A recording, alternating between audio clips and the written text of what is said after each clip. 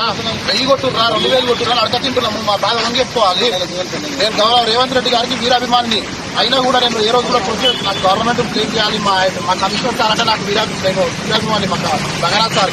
కానీ నాకు ఈ బాధ భరించలేక రాత్రి నేను ఎంత ఏడ్చినా నాకు తెలుసానా కంట్రోల్ రూమ్ ఫోన్ చేసి కూడా ఏడ్చిన నేను రాత్రి. జీతం తక్కువ అయింది, ఎట్లా సార్ మాకు ఎట్లా తినాలి, ఏది నెలకు ఈఎంఐలు ఉంటాయి, ఇవన్నీ ఉంటాయి. ఎగ్జామ్ 5000 రూపాయలు జీతం తక్కువ అయితే ఏం చేస్తాం సార్?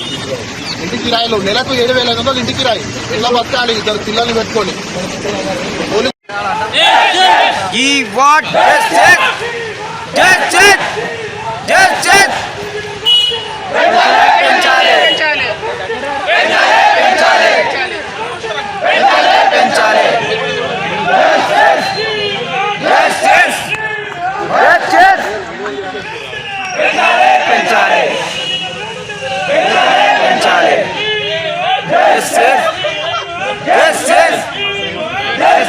తీసుకున్నామా ఎట్లా తీసుకున్నామో రెస్పాండ్ చేయండి.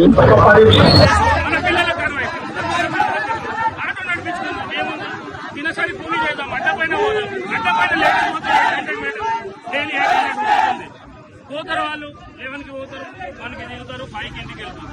మేము ఎప్పుడు వెళ్తున్నా అనుకూలంగా ఉంటాము, మేము వెళ్తాము. మేము అడ్జస్ట్మెంట్ 24/7 మా షిఫ్ట్ పొద్దున ఉందంటే మధ్యాహ్నం చేసుకోవాలి.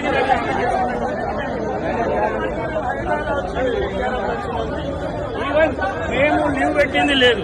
పర్మిషన్ తీసుకొని పోవాలంటే కానీ సీఎల్స్ అని ఇచ్చారు సంవత్సరానికి 15. అది కింద 4 నెలల్లో 5 వాడుకోవాలి. అది ఎక్కువ మంది ఉంటే అదిగిన ఇవ్వరు మేడం, తక్కువ మంది ఉంటేనే ఇస్తారు. అట్లా పెరిగిరని ఆ లీవ్ని కట్ చేస్తారు మేడం. ఆ లీవ్ మాకు మిగిలిపోయినా అంటే దానికి ఏమీ లేదు. ఎస్ఎల్బీసీలో కూడా కష్టపడ్డాం టర్మినల్ మేము. SLBC out sourcing worker madam. రేపటి చనిపోతే మాకు ఇన్సూరెన్స్ లేదు, ఏమి లేదు. మేము చనిపోతే మా పిల్లలకేంది? అందులో పోయిన శవాలను తీద్దామని మేము శవాలు అయితే మాకేముందని పంపించారు. దానికి ఏమీ ఇవ్వలేదు. ఇవ్వకున్నా పర్వాలేదు, మేము చేశాము.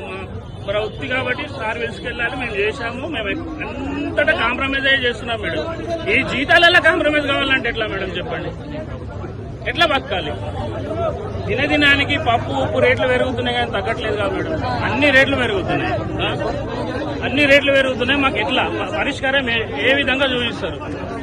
మా హామీని ఎట్లా నెరవేరుస్తారు? మాకు హామీ ఖచ్చితంగా హామీ ఇవ్వాలి. రంగనాథ్ సార్ గారు సీఎం గారితో మాట్లాడి మాకు హామీ ఇవ్వాలి మేడం. అప్పటి వరకు మేము విరమించలేదు. ఇప్పుడు సార్ లోపలికి రమ్మన్నారు, రంగనాథ్ సార్తో మాట్లాడేస్తున్నాం. కానీ ఖచ్చితమైన హామీ కనబడుతుంది. ఏదో 10-15 మెంబర్స్ రమ్మంటున్నారు. ఇప్పటి వరకు స్ట్రైక్ చేస్తే ఎవరు ముందు రాలేరు.